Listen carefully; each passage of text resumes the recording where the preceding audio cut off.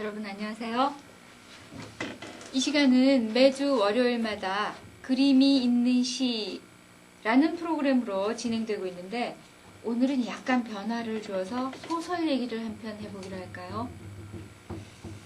자, 여러분 이 책을 잘 알죠?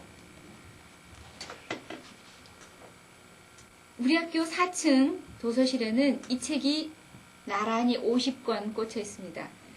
점심시간마다 여러분은 이 책 속에서 단편소설을 한 하루에 2편 또는 3편씩 읽을 수 있을 거예요. 그만큼 짤막짤막한 소설들이 13편 들어있어요. 자, 제목은 오헬리의 마지막 잎새. 여러분이 본 적 있다고 느낄 거예요. 그 유명한 단편소설이 이 책 속에 들어있습니다.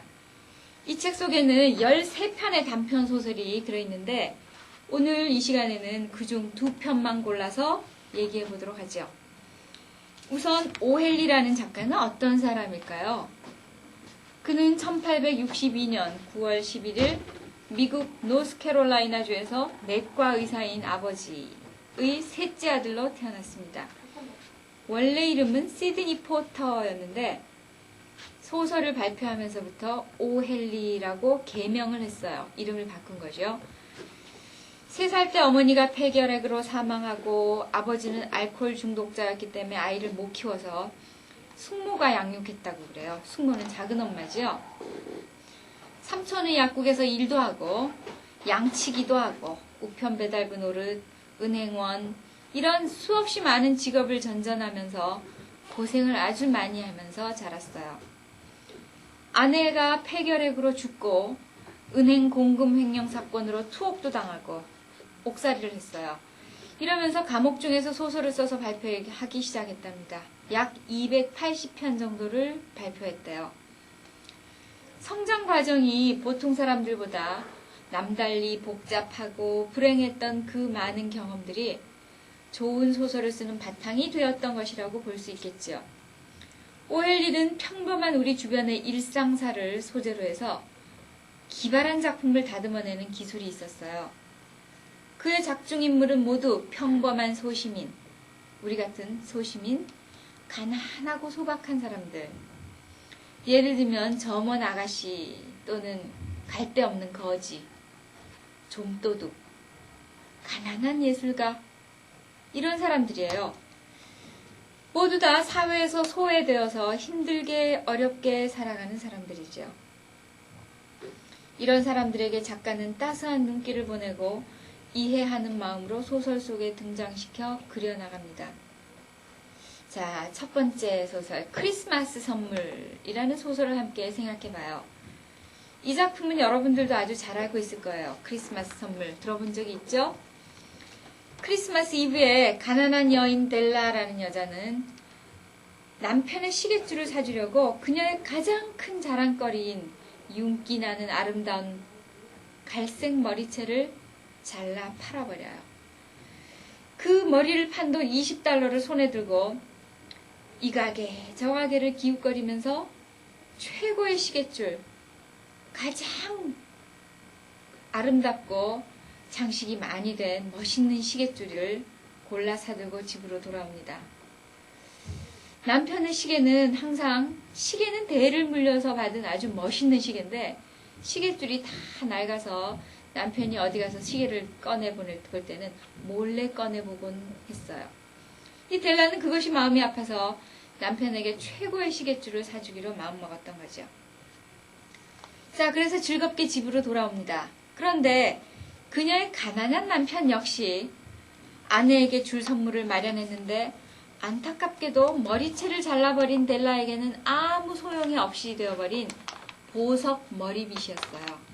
평소에 델라는 가게를 지나가면서 그 머리빗을 탐복게 눈길로 바라보고는 그래도 살 수는 없으니까 저런 머리빗이 하나만 있었으면 하고 말은 안 했지만 그 눈빛을 이 남편은 읽었던 거예요.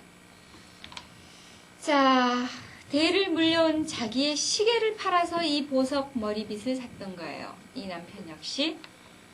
자, 두 남자와 여자, 즉 아내와 남편은 그래도 그 아름다운 선물, 사실은 선물이 아름다워서가 아니라 마음이 너무나 아름다운 그 마음에 감동해서 행복으로 가득 찬 크리스마스 이브를 맞게 됩니다. 선물은 쓸모없는 것이 되어버렸어도 너무나 행복해하죠. 두 사람은. 자, 사랑이란 자기의 가장 귀중한 것을 아주 기쁜 마음으로 아낌없이 주는 것. 이렇게 오헬레는 얘기하고 싶었던 것이죠. 우리는 이 소설을 읽으면서 사랑하는 이를 위해서 나는 무엇을 줄 수 있을까? 이런 생각을 하게 돼요. 우리가 가장 소중히 여기고 자랑스럽게 여기는 무엇을 희생시킬 수 있을까? 나의 무엇을 포기할 수 있을까?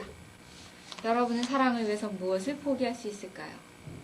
무엇을 내어줄 수 있을까요? 아낌없이. 자, 이번에는 이성에 대한 사랑만이 아니라 자기가 아닌 다른 인간, 또 다른 인간에 대한 사랑을 위해서 자기를 희생하는 것을 그린 작품이 있어요. 마지막 잎새. 아주 유명한 작품이죠. 이 마지막 잎새는 이 소설집 전체의 제목이기도 하고 이 소설 속에 들어있는 가장 대표적인 단편 소설의 제목이기도 합니다. 그리고 여러분은 중학교 3학년이 되면 국어 교과서에서 이 마지막 잎새, 소설로 된 마지막 잎새를 각색한 시나리오를 한 편 배우게 돼요. 시나리오로 각색해서 국어 교과서에 실려 있어요. 화가로서 실패한 배어먼 영감은 폐렴을 앓아 죽어가고 있는 아래층에 살고 있는 존 씨라는 그 젊은 화가, 아가씨죠? 그 젊은 화가 존 씨를 위해서 비바람 속에서 밤을 새워 담쟁이 잎새 하나를 그리게 돼요. 비바람에도 끄떡하지 않고 떨어지지 않는 잎새 하나를 본 존 씨는 그 다음날 삶의 용기와 희망을 갖게 되어 회복되고 오히려 배어먼 영감은 그 비바람 속에서 그림을 그리다가 폐렴에 걸려 목숨을 잃고 만다는 그런 내용이에요. 언젠가 결작을 그리고 말겠다고 큰 소리만 치고 다니던 그 화가 배어먼 영감이 삶이라는 예술 속에서, 즉 삶이라는 캔버스를 가지고 최대 걸작품을 남기고 한 거예요. 한 인간의 생명을 살린 것이지요. 그러니까 걸작이라고 할 수밖에요. 여러분, 오헬리의 여러 작품을 읽으면서 알게 되는 특징은 매우 해학적이고 그리고 재미있는 반전이 일어난다는 것입니다. 예기치 못했던 뒤집기 사건. 처음에는 상상도 못했던 사건이 끄트머리에 일어나서 우리를 슬그머니 웃게 만들고 또 감동을 하게 만드는 그런 수법이에요. 그래서 그의 반짝거리는 기지, 유머 감각. 우리들이 읽으면서 이런 것들을 재미있게 받아들일 수 있습니다.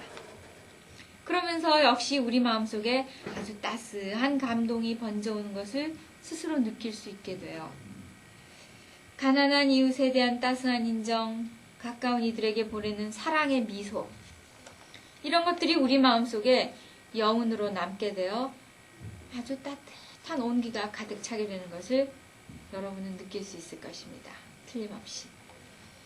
이 책 속에는 그런 소설들이 아주 많이 들어있어요. 여러분, 매일 점심시간마다 도서실에서 책 속의 많은 인물들과 만나기를 바랍니다. 이 책뿐 아니라 모든 소설에서 우리는 많은 인물들과 함께 만날 수 있어요. 그리고 퀴즈를 하나 드리죠.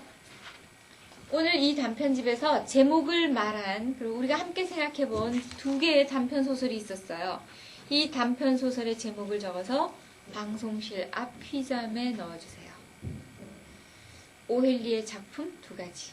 오늘 말한 2가지. 자, 여러분, 그럼 다음 시간에 또 만나기로 하고 안녕히 계십시오.